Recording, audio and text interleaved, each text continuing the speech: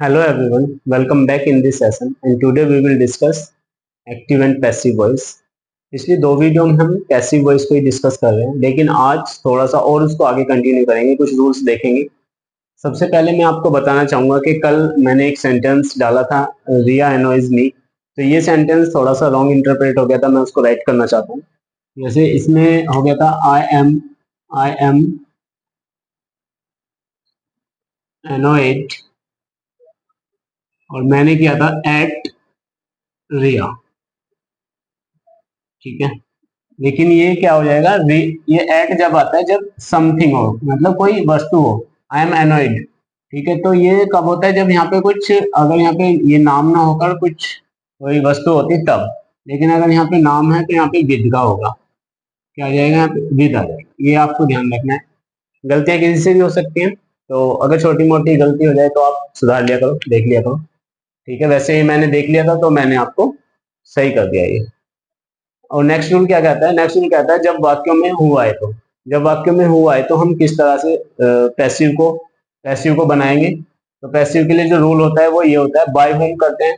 Bye whom helping verb, object, verb की third form और question mark आता है। कुछ एग्जांपल्स यहाँ पे लिखे हैं जिन्हें हम सॉल्व करेंगे। यहाँ लिखा है हु रोट दिस ड्रामा, ये ड्रामा किसने लिखा। Drama in the sense you know very well that नाटक।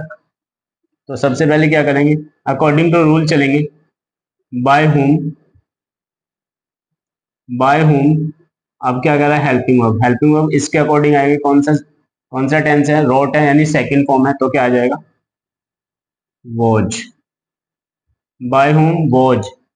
अब देखिए, सबसे पहले बाय होम, हेल्पिंग वर्ब में वॉज है, ऑब्जेक्ट क्या है, this drama.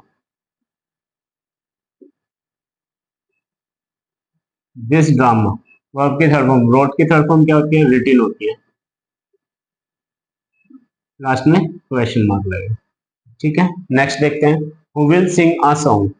Who will sing a song, तो सबसे पहले क्या रहेगा, by whom. By whom helping verb क्या आएगी, विल आएगी। विल क्यों आएगी, क्योंकि ऑब्जेक्ट क्या है हमारा, आ सॉन्ग, और helping verb according to object लगेगी। अभी ये ऑब्जेक्ट जब इधर आएगा तो सब्जेक्ट बन के आएगा, बाय होम विल, विल, और इसके बाद आ सॉन्ग। और विल वालों में क्या होता है, बी लगाया जाता है। फ्यूचर इंडेफिनिट है, फ्यूचर इंडेफिनिट टेबल में जाके देखेंगे तो पता लगेगा कि बी लगता है। By whom will a song be, और सिंग की थर्ड फॉर्म होती है संग। ठीक है, नेक्स्ट है, who taught you grammar yesterday. तो क्या हो जाएगा, ये हो जाएगा बाय होम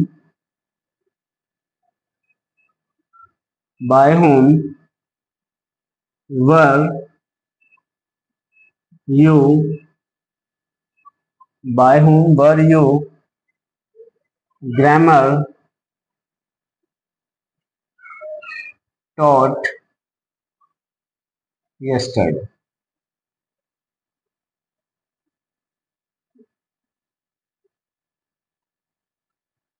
ठीक है, और ये एक और तरीके से बन सकता है, और वो तरीका क्या है, वो तरीका ये है कि बाय होम, इस बार हम इस यू को ऑब्जेक्ट ना मान के हम ग्रामर को मान लेंगे। तो क्या हो जाएगा, by whom was grammar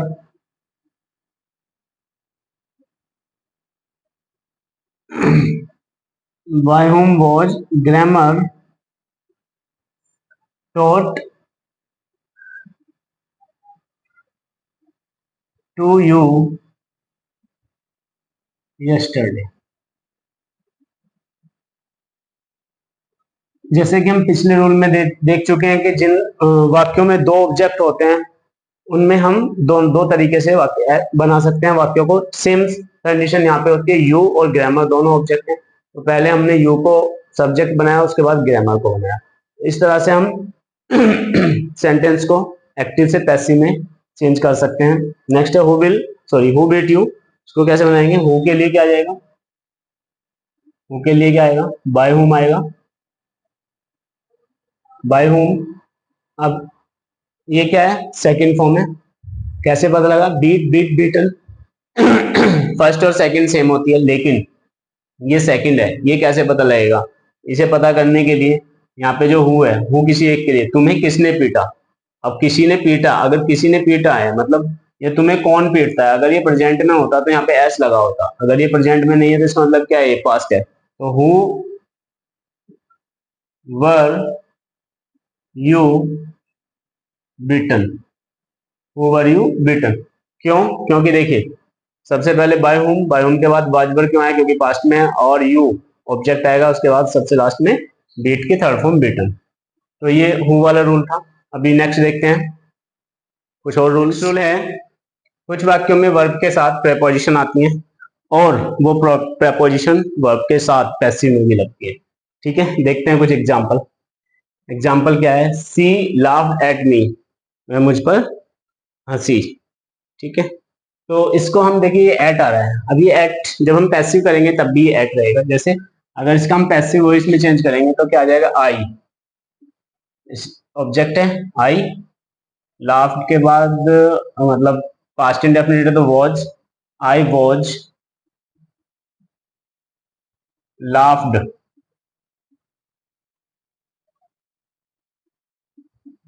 I was laughed, I was laughed eight यहाँ पे आएगा, आई वॉज लाफ्ड एट, फिर बाय और हर।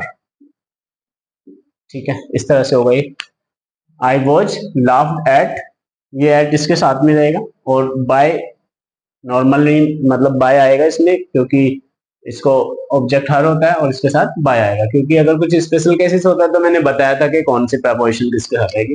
We must look into the matter, हमें मैटर में क्या करना चाहिए, लुक इनटू मतलब इन्वेस्टिगेट, टू इन्वेस्टिगेट यानी कि खोजबीन करना। ठीक है, तो क्या हो जाएगा, द मैटर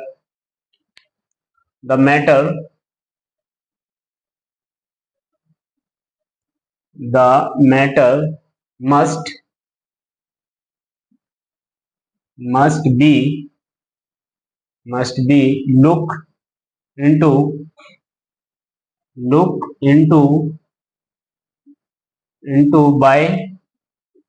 by us। ठीक है, द मैटर मस्ट क्या है, मॉडल वर्ब है, और मॉडल वर्ब कितनी भी होती है सबके साथ बी लगाया जाता है पैसिव करते समय।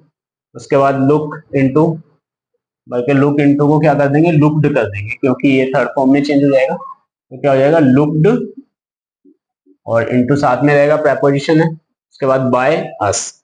नेक्स्ट है she after, she looks after my parents, मतलब उसकी देखभाल मेरे पेरेंट्स करते हैं। ठीक है, sorry, she looks after my parents, वह मेरे पेरेंट्स की देखभाल करती है।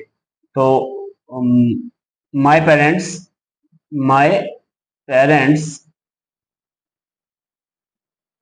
आर माय पेरेंट्स आर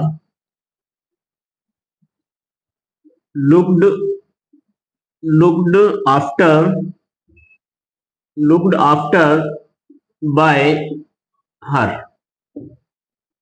ठीक है, तो इस तरह से जो भी प्रेपोजिशन अगर वर्ब के साथ लगी आती है तो उनको हमें लगा के रखना है, पैसिव में भी वो लगी रहेगी, और ऑब्जेक्ट के साथ बाय या जो भी आता है वो आएगा ही आएगा। ठीक है, तो ये अब देखते हैं हम इंपरेटिव वाक्य जो होते हैं, इंपरेटिव के पैसिव कैसे चेंज। तो नेक्स्ट वाक्य क्या है हमारे, इंपरेटिव वाक्य, इंपरेटिव सेंटेंस को देखते हैं। इंपरेटिव सेंटेंस को हम किस तरह से एक्टिव से पैसिव में चेंज करते हैं, बहुत ही इजी है, आपको बहुत इजीली समझ आ जाएगा। जैसे फर्स्ट ऑफ ऑल लिखा हुआ है, अगर वाक्यों में प्रार्थना रिक्वेस्ट प्रकट हो, अगर आपको पता लग रहा है कि किसी वाक्य में क्या है, रिक्वेस्ट है, प्रार्थना है, तब हमें क्या करना है, ये वाला रूल अप्लाई करना है। रूल नंबर 1 ये है हमारा जो अप्लाई करना है, यू आर रिक्वेस्टेड टू, सबसे पहले लिखना है यू आर रिक्वेस्टेड टू, उसके बाद जो भी बचा हुआ वाक्य है उसको लिख देंगे, इसको प्लीज और काइंडली को छोड़कर, ये ध्यान रखना है, प्लीज और काइंडली नहीं लिखा जाएगा। दूसरा रूल क्या कहता है, अगर वाक्यों में आज्ञा यानी ऑर्डर हो तब हम क्या करेंगे, यू आर ऑर्डर टू लिखकर, और बाकी जो शेष वाक्य है उसको लिख दिया जाएगा। तीसरा रूल कहता है अगर वाक्यों में सलाह यानी एडवाइस दी गई हो, एडवाइस प्रकट हो, तो क्या करना है, you are advise to plus शेष वाक्य को लिखना है। देखते हैं एग्जाम्पल से। सबसे पहला कह रहा है प्लीज कीप क्वाइट, अब आपको क्या पता लगता है, प्लीज आ रहा है तो इसका मतलब क्या है, ये वाला रूल अप्लाई होगा, क्योंकि यहाँ पे क्या है, रिक्वेस्ट है। प्लीज से क्या पता लगता है, रिक्वेस्ट का, तो कैसे करेंगे, you are requested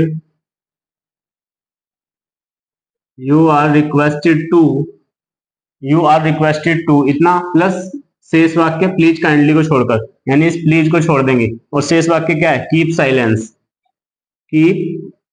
keep silence, है ना कितना इजी। देखिए नेक्स्ट, देखिए काइंडली क्लोज द डोर, क्या करेंगे, ये भी रिक्वेस्ट वाला है। काइंडली और प्लीज किसको शो करते हैं, रिक्वेस्ट को शो करते हैं। तो यू आर रिक्वेस्टेड,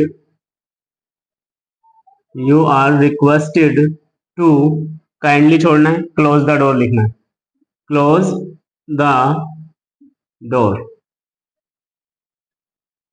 ठीक है, बन गया बहुत आसानी से। नेक्स्ट है ओपन द डोर। अब आप देखिए ओपन द डोर, दरवाजा खोल दो। ऑर्डर है, एडवाइज है या रिक्वेस्ट है, सीधी सीधी बात है। ओपन द डोर यानी कि ये ऑर्डर है, और ऑर्डर वाले वाक्य को कैसे बनाएंगे, बनाएंगे ऐसे, you are, O R D E R E D, ordered यानी रिक्वेस्टेड, ऑर्डर्ड, एडवाइज्ड यानी कि यहाँ पे थर्ड फॉर्म का यूज कर रहे हैं हम। यू आर ऑर्डर्ड टू, क्या लिखा है, open the door, open the door. ठीक है, बहुत इजी काम है, आराम से हो जाएगा। अब कह रहा है डू नॉट ड्राइव फास्ट, यानी कि क्या कह रहा है, गाड़ी या ड्राइव तेज, मतलब तेज मत करो, गाड़ी तेज मत चलाओ। ठीक है, ड्राइव को ज्यादा फास्ट मत करो, तो क्या है, सलाह दी जा रही है। अब एक और चीज देखना, इसमें क्या आ रहा है, डू नॉट। जब डू नॉट आ जाए, अगर डू नॉट इनमें भी आ सकता है, please do not make a noise, इसमें भी आ सकता है, इसमें भी आ सकता है, do not open the door. ठीक है, अब यहाँ पे है डू नॉट ड्राइव फास्ट। तो जब डू नॉट आ जाए तो रिक्वेस्टेड के, रिक्वेस्टेड ऑर्डर और एडवाइस के बाद नोट और फिर टू लगाएंगे। देखते हैं कैसे। Do not drive the car, तो हम क्या करेंगे, ये सबसे पहली बात तो समझ लो, आपसे वही कह रहा है कि गाड़ी तेज मत चलाओ, वो सलाह दे रहा है आपको, चलाना ना चलाना डिपेंड ऑन यू। ठीक है, तो इसी तरह से ये रिक्वेस्ट एडवाइस है, तो हम क्या करेंगे, you are advised, you are advised not, not to. Not क्यों आया, क्योंकि यहाँ डू नोट लगा है। जब डू नोट लगाओ तो डू और नोट को नहीं, मतलब डू को नहीं लिखा जाता, बल्कि सिर्फ नोट को लिखा जाता है, वो भी टू से पहले। ध्यान रखिएगा, नोट जो आएगा वो टू से पहले आएगा। इन वाक्यों में भी आ सकता है, तो आपको याद रखना है, अगर वाक्य निगेटिव बन जाता है, निगेटिव हो जाता है, एक्टिव में अगर निगेटिव है तो पैसिव में निगेटिव करने के लिए नोट लगाया जाएगा, लेकिन टू से पहले, ये ध्यान रखना है। You are advise not to drive fast. अब डू नोट को नहीं लिखेंगे, क्या लिखेंगे, ड्राइव फास्ट। ठीक है जी। नेक्स्ट क्या है, वॉक केयरफुली। ये क्या है, आपसे कहा जा रहा है कि धीरे चलो। ठीक है, यानी सावधानी से चलो। अब सावधानी से चलो तो केयरफुली, हाँ सावधानी से चलो, इसका मतलब क्या है, आपको सलाह दी जाती है, क्योंकि वाक्य से पता लग रहा है सलाह दी जा रही है। तो सलाह जब दी जाए तो कैसे बनाएंगे, सेम रूल है यही, you are advised, you are advised walk carefully, walk carefully, ऐसे हो जाएगा। ठीक है, इसके बाद एक और रूल है लेट वाला, उसको देखते हैं इंपरेटिव में किस तरह से लेट से हम इन्हीं वाक्यों को बना सकते हैं। सिर्फ हम रिक्वेस्टेड वाले को छोड़कर बाकी ऑर्डर एडवाइस वाले वाक्यों को हम लेट वाले रूल से बना सकते हैं। ठीक है, तो आप इन सबको रूल्स को ध्यान से देखेंगे और अपना एक्टिव से पैसिव में चेंज कर पाएंगे। हाँ, तो नेक्स्ट रूल हमारा क्या है, नेक्स्ट रूल है हमारा लेट वाला rule. Let be, let object be verb की थर्ड फॉर्म। कैसे हम लेट से बना सकते हैं, अब आपको कुछ नहीं देखना है, आपको सिर्फ रिक्वेस्ट देखनी है। अगर रिक्वेस्ट होगी तो नहीं बनेगा इससे, चाहे ऑर्डर हो, एडवाइस हो, या फिर आपको कोई कमांड दी गई हो, तब भी आप इस रूल को, डू नॉट वाला हो, नेवर वाला हो, सारे हम लेट से बना सकते हैं। ये एकमात्र ऐसा रूल है जिससे हम सारे सेंटेंस को बना सकते हैं बिसाइड्स ऑफ रिक्वेस्ट। ठीक है, तो ओपन द डोर कैसे, फर्स्ट वाले सेंटेंस को बना के देखते हैं। सबसे पहले क्या आएगा, फर्स्ट सेंटेंस वो मैं यहाँ पे बना रहा हूँ। ठीक है, ये फर्स्ट सेंटेंस है। सबसे पहले क्या आएगा, लेट आएगा, लेट।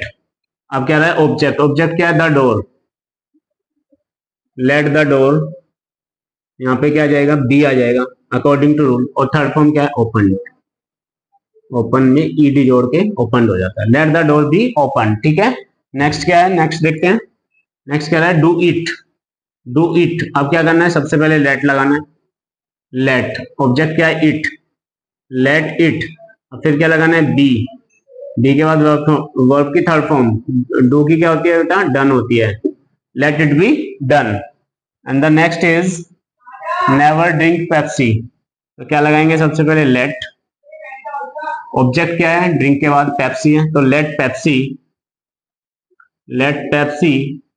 अभी ऑब्जेक्ट हो गया बी, बी सॉरी पहले नेवर आ जाएगा, let Pepsi never, never be drunk, DRUNK third form.